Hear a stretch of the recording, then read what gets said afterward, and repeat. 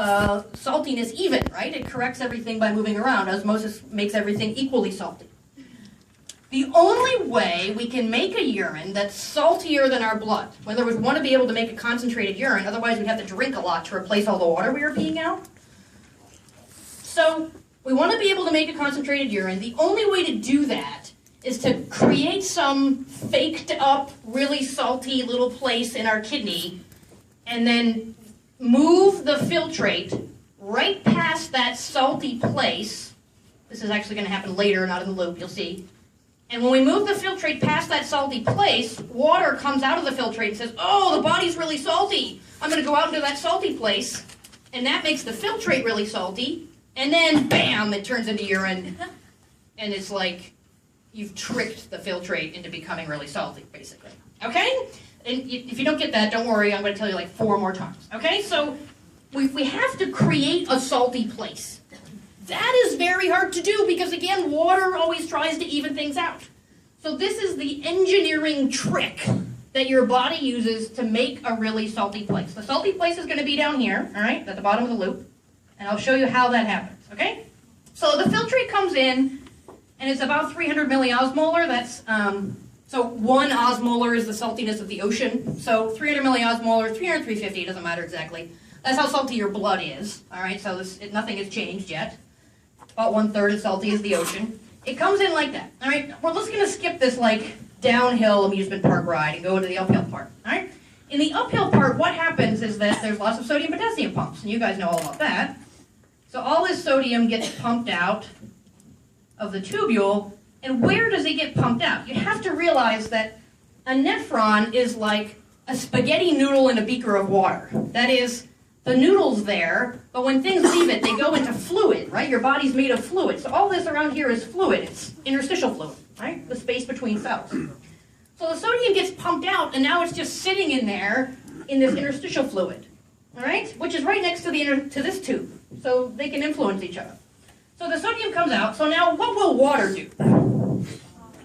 It'll follow it, right? But this is the first really smart part, all right?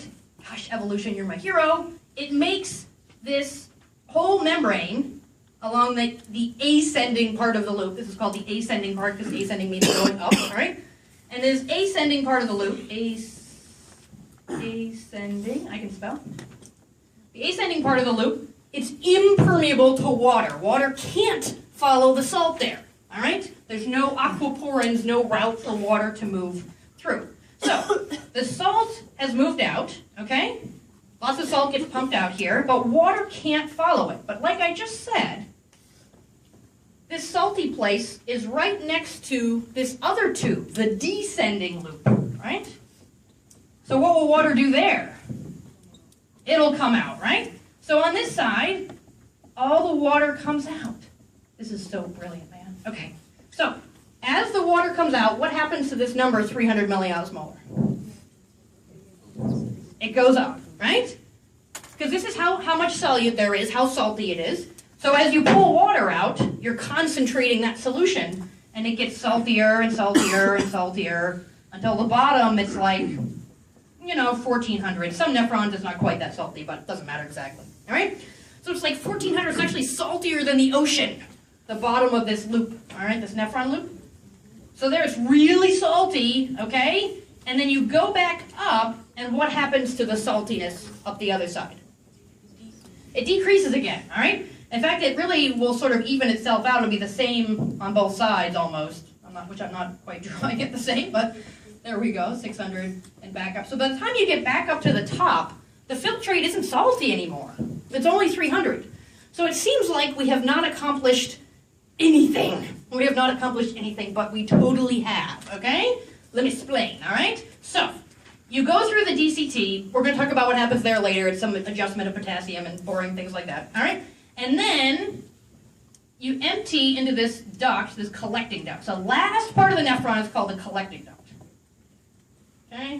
Where all the filtrate gets collected. And at the end of the collecting duct, it's going to become urine, okay? This collecting duct, if it went straight off to the side, you couldn't make a concentrated urine. All right, but it doesn't. It goes down deep into the kidney, right past this really salty part, okay? And this is fluid, right? This space between the collecting duct and the loop, picture your spaghetti noodle in the water. That's all going to even itself out saltiness-wise. So if the loop is 1200 there, this fluid will be 1200 there, and 900 here, and 600 there. Because it's all going to even itself out. So now, as the filtrate comes down the final turn on the track, right before it reaches the finish line, and when it reaches the finish line, it can't be changed after that point. It's coming down right past this really salty place. So it starts out 300 up here, but what will happen to it as it goes down past that salty place? It'll get more concentrated if we let the water out, which we do when we're dehydrated and we don't when we're hydrated, all right? But let's imagine that you need that water back. Then there's all these water pores here, aquaporins they're called. So the water comes out and out. In other words, we've made this faked up salty place through our fancy tube, and that now, at the end of the nephron, pulls water out with its saltiness, and then right at the end of the collecting duct, it's like, bam, close the door, everything past the end of the collecting duct, all the walls of the renal pelvis, the walls of the calyces, the walls of the ureter, the walls of the bladder are completely impermeable to water and solutes. That is, once it gets past this door at the end of the collecting duct, nothing changes in the composition of the urine. All right? So if you just like drank a bunch of water or other fluids, and then you go for a long hike in the desert, and like you're really dehydrated and your bladder is full, you can't get that water back from your bladder, ever. You sort of want it back then, but you can't get it. All right? It's too late.